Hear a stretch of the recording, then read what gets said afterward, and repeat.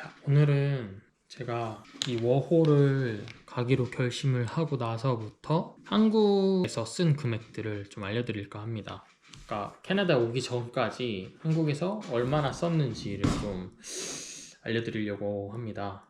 먼저 캐나다 워홀 지원을 하고 나서 그 프로세스 중에 뭐 이것저것 서류를 떼고 막 하는 것들도 있고, 그리고 이제 지원비가 있어요. 그거를 다 합쳤을 때 한 50만 원 정도 깨진 것 같아요. 지원비가 한 2, 30만 원 했었던 것 같고, 그리고 이제 신체 검사를 받아야 되거든요. 건강 그 검사를 받아야 돼가지고 그게 아마 20만 원 정도 했습니다. 그래서 50만 원 정도 먼저 썼고요. 그리고 이제 비행기를 예약하면서 항공권료로 한 130만 원 정도 썼습니다. 제가 이제 5월 달에 왔는데 비행기는 한 2월 달에 구매를 했어요. 그때 130이었고 그 구매를 하기 한 2주일 전쯤에 한번 체크를 했었거든요. 근데 그때는 110만 원이었어요. 근데 제가 구매를 했었을 때는 130이었고, 그리고 이제 시간이 갈수록 가격이 오르더라고요. 요새는 그래서 항공권 같은 경우에는 오늘이 가장 쌉니다. 또 이제 워홀을 오려면 보험을 들어야 돼요. 이 보험은 정말 여러 가지 종류가 있는데, 저는 이제 캐나다 워홀 준비 카페가 있는데 거기서 공동 구매를 진행을 하더라고요. 거기서도 세 가지 종류가 있는데 그 중에서 그냥 약간 다 뭔가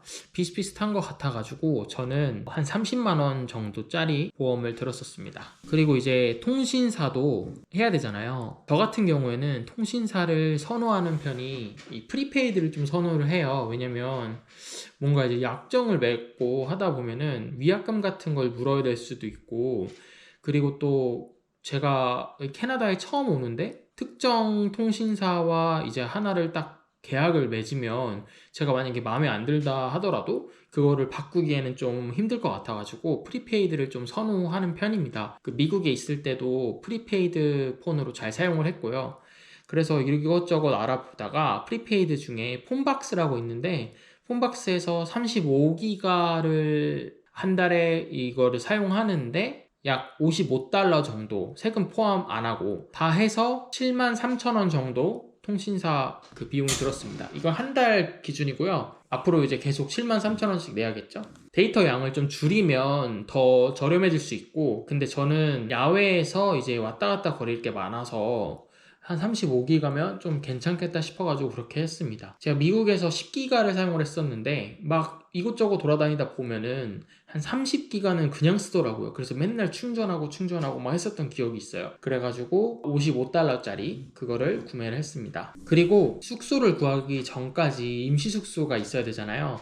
저는 이게 좀 호텔스닷컴이나 뭐 에어비앤비나 이런 거 찾다가 위니펙 같은 경우에는 호텔이 진짜 비싸요. 말도 안 되게 너무 비싸고, 그래서 에어비앤비로 찾았습니다. 에어비앤비로 하루 뭐 한 3, 4만 원짜리 또 찾아가지고 이제 처음에 한 24만 원 정도 결제를 했었고요. 근데 이제 제가 렌트할 집을 구했는데 입주할 수 있는 시간이 조금 남아가지고 그 기간 동안 또 머물 수 있는 에어비앤비를 찾아가지고 120만 원 정도를 더 냈습니다. 그리고 환전도 중요한데 저는 이제 대체로 트래블로그를 통해서 환전을 했어요. 근데 트래블로그 같은 경우에는 200만 원이 제한되어 있어요. 그 카드에 넣을 수 있는 금액이. 물론 이제 또 인출을 해놓는다면 더 충전할 수 있지만 한 번에 그 카드에 담을 수 있는 금액이 200만 원이에요. 그래서 최대로 담아놨고, 그리고 혹시 몰라서 이제 200만 원으로 그 잡을 구하기 전까지 살기에는 좀 부족한 느낌이 들더라고요. 그래서 한 70만 원 정도 더 환전을 해갔습니다. 그리고 이제 뭐 피부 알러지 약, 아니면 저 같은 경우는 안경을 쓰기 때문에 여분의 안경,